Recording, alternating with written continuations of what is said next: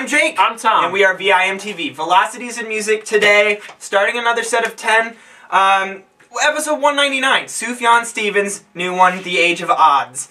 Alright, we're not going to give a lot of introduction to Sufjan Stevens. If you listen to indie music, you probably know who Sufjan is. If not, please check out the episode down below this one on our website, www.velocitiesinmusic.com, and check out our review of Come On and Feel the Illinois, or just Illinois. We give some feedback there. This is his next album now, 5 years later. Sufjan's released a couple EPs that have hinted towards good things. And then The Age of Odds comes out now in the latter half of 2010, and it's an hour and 15 minutes long. It's 11 tracks, and the last track is 25 minutes long.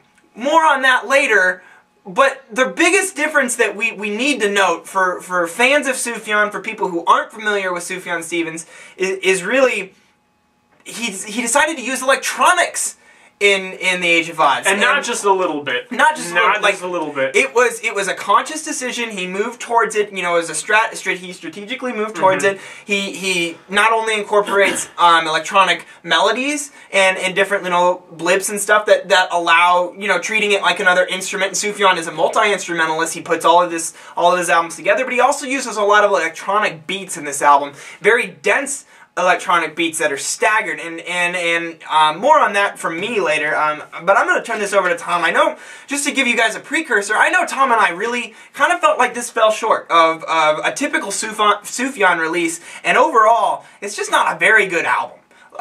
In comparison to a lot of stuff that's come out in the past couple years, it just isn't up to the quality level that we're seeing out of the indie music scene and just all of new artists in general. Yeah. What do you think? I think this album's just full of fluff, to be honest. There's some great melodies, some great little things. I mean, Sufjan, I would consider him to be a genius. With all the instrumentals he can do, with the songwriting that he is capable of, that you know he's capable of if you've listened to his past work.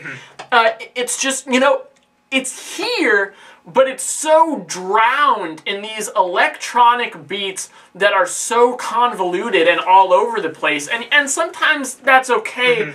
But they don't really seem to be adding to it much, I would say. Well, electronic beats, I feel like electronics in 2010, it's so, everybody's using them, and it's either done to the point that the songs are so simple that all you have is electronic beat and it's so minimalistic, or it's so over the top like you would have with The Age of Odds. There's just no balance out there. The difference is between reinforcement and reliance. That's right. And the electronics are not reinforcing this album. The album is relying on the electronics to carry it along. And the electronics just aren't good enough. I mean, in my opinion, the staggered beats, Tom, they conflict with all the real instruments and the real melodic parts of the album that are going on, and it just kind of ruins it. Literally, tracks 2 through 9, which makes up the bulk of the first half of the album, excluding track 11, which is the 25-minute track.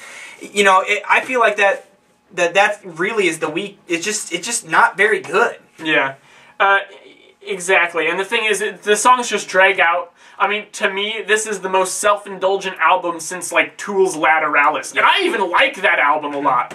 But here, it's just like, I feel like he was just kind of playing it to himself. And now, I know that a lot of people are really liking this album, and that's great. I'm glad that people are into this, but I don't understand how, because to me, it's just, I get bored. Well, and especially when you get to that last track.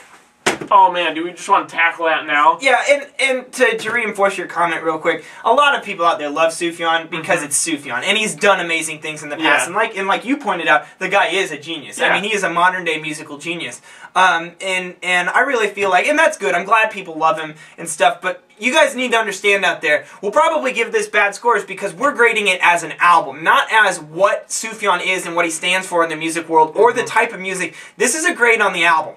Yeah, and it's good to do something different every now and then. He can't just do, you know, Illinois Part 2. He can't do another state album just in the same vein. But the thing is, I don't like this direction that he's decided to go.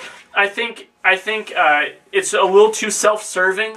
I mean, he wanted to experiment, but I feel like he could have done maybe a couple experimental tracks, but this is like an entirely experimental album that just strays way too far away from anything really focused, I feel like. Yeah, it feels very unfocused. Now the last track, Tom, track 11, Impossible Soul, 25 minutes long. What do you think? You know, when I first saw that, I was like, oh, 25-minute track. I just figured it would be a secret track. Yeah. No, not at all. And it's one of those things where, like, for me, it's broken up into all these different parts. It could have been tracks. Yeah, very well could have been. Could have been like an Olivia Trimmer-controlled green typewriters type thing. Even if they would have done it, though, this album is still an hour and 15 minutes, unjustified. Where Sufjan's work in the past has been similarly length, but it was albumized in a way that causes the listener to want to keep listening, where this doesn't do that. It's still too long either way, but the thing is, just, I'd find myself with each section, it'd sound like it was gonna kind of end. I'd be like, okay, is it ready to end yet? And then I'd see that there's like 11 minutes left. And what the hell is it gonna do? And the way I worded it to Tom in a previous conversation was, it feels like it's an EP tacked on the end of an album. It'd be like the Decemberists when in 2007, was it, or 2006 when they came out with The Crane Wife? If they would have just tacked on the Tane EP at the end of that CD. So at the end of Sons and Daughters, just all of a sudden starts this big, 25-minute, 30-minute long, escapade. And it's just ridiculous. Separate it out. In this day and age, there's no reason that you should have to combine everything into one package for fans. There is one thing that he did here with some of the electronic effects that I liked, and it really only pertains to the vocals. Sometimes he'd do some kind of weird vocal delays and even reversals, just kind of sweeping behind things. And I actually thought that added some mood. Yeah, good production. Yeah, whereas a lot of the electronics didn't really add mood. In fact, if anything, I mean, they create a cohesiveness, but I wouldn't call it a positive cohesiveness because I don't really like it. But for the most part, even any mood that you could draw out of the melodies that he's singing or crafting with these other instruments, the electronics just distract from it. Yeah, absolutely.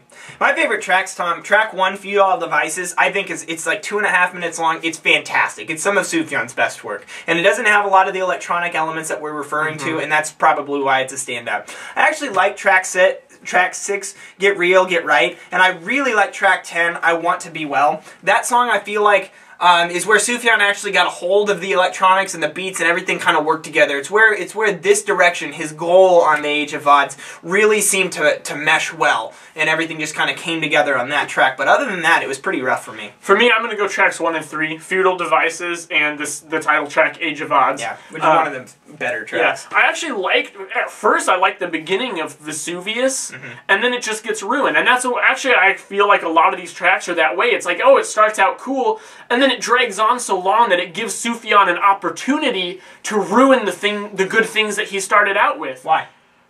Sufjan! Specifically in that song. He adds an extra syllable to his name. And sings about it. Yeah. I don't get why you would do that. It's pretty rough. But, he's a good singer, so you might like it still. I'm going to go 65 on this, Tom. I feel like for me, it still has a lot of good things that I like. It's just kind of missing that solidarity, if that's a word, of like a good, strong album or even something better than that. I didn't hate this album, but I didn't particularly enjoy listening to it. I think I'm going to go 56. I'd say that's a fair assessment. What do you guys think? There's a lot of Sufjan buzz out there. A lot of people love Sufjan. What do you guys think? Does the Age of Odds cut it for you? Do you not like the electronic elements? Do you think that he executes it well, and disagree with us? Let us know. www.velocitiesmusic.com or YouTube. Leave us a comment. I'm Jake. I'm Tom. And we are VIMTV, moving music critique forward.